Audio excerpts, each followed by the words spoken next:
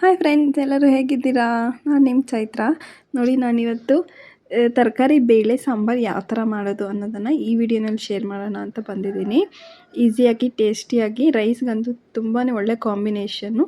ಅದಕ್ಕೋಸ್ಕರ ಮತ್ತು ನಾನಿಲ್ಲಿ ಅದನ್ನು ಮಾಡ್ಕೊಳ್ಳೋದಕ್ಕೆ ಮೊದಲೇ 1 ಕಪ್ ಆಗುವಷ್ಟು ತೊಗರಿಬೇಳೆನ ವಾಶ್ ಮಾಡಿ ನೆನೆಸಿಟ್ಕೊಂಡಿದ್ದೆ. ಮತ್ತು ಗ್ಯಾಸ್ ಹಚ್ಕೊಂಡು ಅದಕ್ಕೆ ಒಂದು ಕುಕ್ಕರ್ ಇಟ್ಕೊಂಡು ವಾಶ್ ಮಾಡಿ ಇಟ್ಕೊಂಡಿರೋವಂಥ ತೊಗರಿಬೇಳೆ ಹಾಕಿ ಒಂದು ಸ್ವಲ್ಪ ನೀರನ್ನು ಆ್ಯಡ್ ಮಾಡಿಕೊಂಡು ಒಂದು ಸ್ವಲ್ಪ ಈರುಳ್ಳಿ, ಬೆಳ್ಳುಳ್ಳಿ, ಒಂದು ಅರ್ಧ ಟೊಮೆಟೊನ ಉದ್ದುದ್ದಿಗೆ ಕಟ್ ಮಾಡಿ ಇಟ್ಕೊಂಡಿದ್ದೀನಿ. ಅದು ಒಂದು 2 ಟೇಬಲ್ ಸ್ಪೂನ್ ಆಗುವಷ್ಟು ಆಯಿಲು, ಒಂದು ಸ್ವಲ್ಪ ಅರಿಶಿನ ಹಾಕಿ ಲಿಡ್ ಕ್ಲೋಸ್ ಮಾಡಿ 1-2 ವಿಜಿಲ್ ಬರೋದಕ್ಕೆ ಅದನ್ನು ಸೈಡಿಗೆ ಇಡಿ.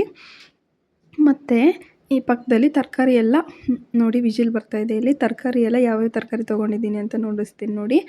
ಇಲ್ಲಿ ಆಲೂಗಡ್ಡೆ, ಬೀನ್ಸು, ಮತ್ತು ಒಂದು ಸ್ವಲ್ಪ ಕುಂಬಳಕಾಯಿ, ಸೌತೆಕಾಯಿ, ನೌಕಲ್ ತೊಗೊಂಡಿದ್ದೀನಿ. ಮತ್ತು ಇಲ್ಲಿ ಒಗ್ಗರಣೆಗೆ 1-2 ಈರುಳ್ಳಿ, ಬೆಳ್ಳುಳ್ಳಿ ಜಜ್ಜಿಟ್ಕೊಂಡಿದ್ದೀನಿ, ಒಂದು ಅರ್ಧ ಟೊಮೆಟೊ, ಒಂದು ಸ್ವಲ್ಪ ಕರಿಬೇವಿನ ಸೊಪ್ಪು, ಕೊತ್ತಂಬರಿ ಸೊಪ್ಪು. ಮತ್ತು ಇದನ್ನು ಯಾವ ಥರ ಮಾಡೋದು ಅನ್ನೋದನ್ನು ನೋಡೋಣ ಬನ್ನಿ. ಇವಾಗ ಒಗ್ಗರಣೆಗೆ ಒಂದು ಪಾತ್ರೆ ಇಟ್ಕೊಂಡು ಮತ್ತು ಅದಕ್ಕೆ ಒಂದು ಸ್ವಲ್ಪ ಎಣ್ಣೆ ಆ್ಯಡ್ ಮಾಡ್ಕೊಳ್ಳಿ. ಎಣ್ಣೆ ಆ್ಯಡ್ ಮಾಡ್ಕೊಂಡಿದ್ದಾದಮೇಲೆ ಒಂದು ಸ್ವಲ್ಪ ಸಾಸಿವೆ, ಒಂದು ಸ್ವಲ್ಪ ಜೀರಿಗೆ ಎರಡೂ ಸಿಡಿಯೋ ತನಕ ಒಂದು ಸ್ವಲ್ಪ ಹೊತ್ತು ವೆಯ್ಟ್ ಮಾಡಿ. ಅದಾದಮೇಲೆ ಕಟ್ ಮಾಡಿ ಇಟ್ಕೊಂಡಿರೋವಂಥ ಸಣ್ಣ ಈರುಳ್ಳಿನ ಕಟ್ ಮಾಡಿ ಇಟ್ಕೊಂಡಿದ್ದೀನಿ ನಾನು. ಮತ್ತು ಅದನ್ನು ಸಹ ಇದಕ್ಕೆ ಆ್ಯಡ್ ಮಾಡ್ಕೊಳ್ಬೇಕು. ಆ್ಯಡ್ ಮಾಡಿಕೊಂಡು ಈರುಳ್ಳಿಯಲ್ಲಿರುವಂಥ ಹಸಿ ಸ್ಮೆಲ್ಲೆಲ್ಲ ಹೋಗಬೇಕು. ಒಂದು ಸ್ವಲ್ಪ ಅದಕ್ಕೋಸ್ಕರ ಅದನ್ನು ಅದೇ ಥರ ಫ್ರೈ ಮಾಡ್ಕೊಳ್ಳೋಕೆ ಬಿಡಬೇಕು, ಫ್ರೈ ಆಗಬೇಕು. ಮತ್ತು ಅದಾದಮೇಲೆ ಇದಕ್ಕೆ ಒಂದು ಸ್ವಲ್ಪ ಕಟ್ ಮಾಡಿ ಇಟ್ಕೊಂಡಿರೋವಂಥ ಬೆಳ್ಳುಳ್ಳಿನೂ ಸಹ ಆ್ಯಡ್ ಮಾಡ್ಕೋಬೇಕು. ಅದು ಆ್ಯಡ್ ಮಾಡಿಕೊಂಡು ಅದರಲ್ಲಿರುವಂಥ ಹಸಿ ವಾಸನೆ ಹೋಗೋದಕ್ಕೆ ಅದನ್ನು ಫ್ರೈ ಮಾಡ್ಕೋಬೇಕು. ಮತ್ತು ಇದ್ರ ಜೊತೆಗೆ ಕರಿಬೇವಿನ ಸೊಪ್ಪನ್ನು ಸಹ ಆ್ಯಡ್ ಮಾಡಿಕೊಂಡು ಒಂದು ಸ್ವಲ್ಪ ಫ್ರೈ ಮಾಡ್ಕೊಬೇಕು. ಫ್ರೈ ಮಾಡ್ಕೊಂಡಿದ್ದಾದಮೇಲೆ ಕಟ್ ಮಾಡಿ ಇಟ್ಕೊಂಡಿರೋವಂಥ ತರಕಾರಿ ಎಲ್ಲ ಬೀನ್ಸು, ನೌಕಲ್ಲು, ಕ್ಯಾರೆಟು, ಒಂದು ಸ್ವಲ್ಪ ಸೌತೆಕಾಯಿ ತೊಗೊಂಡಿದ್ದೀನಿ ನಾನಿಲ್ಲಿ, ಮತ್ತು ಆಲೂಗಡ್ಡೆ, ಇದನ್ನೆಲ್ಲ ಇದಕ್ಕೆ ಆ್ಯಡ್ ಮಾಡಿಕೊಂಡು ಒಂದು ಸ್ವಲ್ಪ ಇದಕ್ಕೆ ಆಗೋಷ್ಟು ಮಾತ್ರ ಉಪ್ಪು ಆ್ಯಡ್ ಮಾಡಿಕೊಂಡು ಒಂದು ಸ್ವಲ್ಪ ಇದನ್ನು ಇದೇ ಥರ ಆಯಿಲಲ್ಲಿ ಫ್ರೈ ಆಗೋದಕ್ಕೆ ಬಿಡಬೇಕು. ಒಂದು ಸ್ವಲ್ಪ ಮಿಕ್ಸ್ ಮಾಡಬೇಕು. ಒಂದು 5 ಮಿನಿಟ್ಸ್ ಆದರೂ ಆಯಿಲಲ್ಲಿ ಫ್ರೈ ಆಗೋದಕ್ಕೆ ಮಿಕ್ಸ್ ಮಾಡ್ತಾ ಇರಬೇಕು. ಲಿಡ್ ಕ್ಲೋಸ್ ಮಾಡಿ ಅದು ಒಂದು ಸ್ವಲ್ಪ ಅದರಲ್ಲೇ ಬೇಯೋದಕ್ಕೆ ಅದೇ ಥರ ಬಿಡಿ. ಮತ್ತು ಇಲ್ಲಿ ಒಂದು ಸ್ವಲ್ಪ ಟೊಮೆಟೊ ಆ್ಯಡ್ ಮಾಡ್ಕೊತಾ ಇದ್ದೀನಿ ನೋಡಿ. ನಾನು ತೊಗೊಂಡಿದ್ನಲ್ವ ಒಂದು ಹಾಫ್ ಟೊಮೆಟೊ, ಅದನ್ನು ಸಹ ಆ್ಯಡ್ ಮಾಡಿಕೊಂಡು ಒಂದು ಸ್ವಲ್ಪ ಮಿಕ್ಸ್ ಮಾಡಿ ಅದೇ ಥರ ಕುಕ್ ಆಗೋದಕ್ಕೆ ಬಿಡಿ. ನೀರೇನು ಹಾಕ್ಬಿಡಿ. ಇವಾಗಲೇ ಒಂದು ಸ್ವಲ್ಪ ಎಣ್ಣೆಯಲ್ಲೇ ಫ್ರೈ ಆಗಲಿ. ಫ್ರೈ ಆದರೆ ಟೇಸ್ಟ್ ಚೆನ್ನಾಗಿರುತ್ತೆ ಅನ್ನೋದಕ್ಕೋಸ್ಕರ ನಾನು ಇದೇ ಥರನೇ ಮಾಡೋದು. ರೈಸ್ಗಂತೂ ಒಳ್ಳೆ ಕಾಂಬಿನೇಷನ್ನು. 1 ಕಪ್ ರೈಸ್ ತಿನ್ನೋ ಹತ್ರ ಒಂದು ಅರ್ಧ ಕಪ್ ಎಕ್ಸ್ಟ್ರಾ ಅದು ತಿಂತಾರೆ, ಅಷ್ಟೊಂದು ಟೇಸ್ಟಿಯಾಗಿರುತ್ತೆ. ಒಂದು ಸತಿ ಟ್ರೈ ಮಾಡಿ ಫ್ರೆಂಡ್ಸ್. ಮತ್ತು ನೋಡಿ, ನಾನಿಲ್ಲಿ ಲಿಡ್ ಕ್ಲೋಸ್ ಮಾಡಿ ಇಟ್ಟಿದ್ದೀನಿ. ಒಂದು ಸ್ವಲ್ಪ ನೋಡಿ, ಇವಾಗಲೇ ಒಂದು ಸ್ವಲ್ಪ ಹೊತ್ತಿಗೆ ಟೊಮೆಟೊ ಎಲ್ಲ ಮೆತ್ತಗಾಗಿದೆ.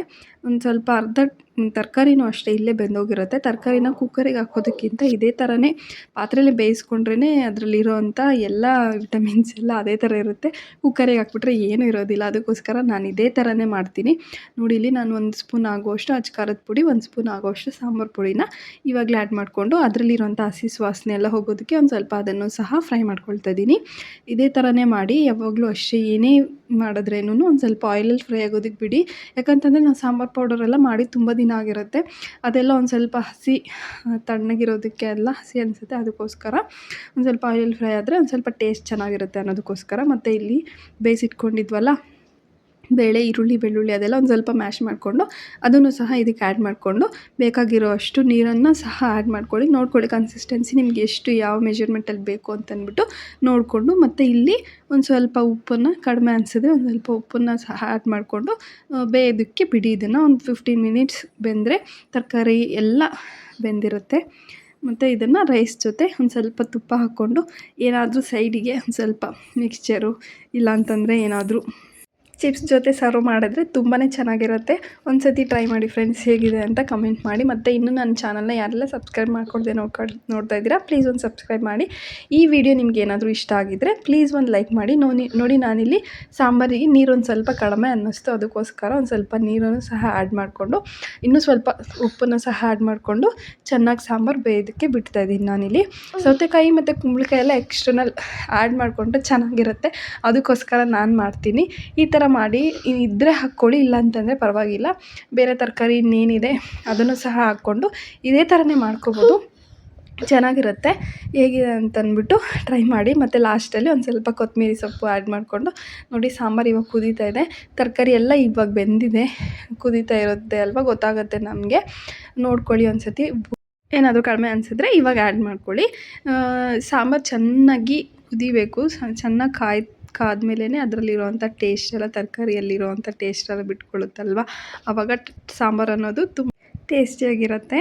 ಹೇಗಿದೆ ಅಂತಂದ್ಬಿಟ್ಟು ಟ್ರೈ ಮಾಡಿ ಕಮೆಂಟ್ ಮಾಡೋದನ್ನು ಮರೆಯಬೇಡಿ ಫ್ರೆಂಡ್ಸ್. Thank you.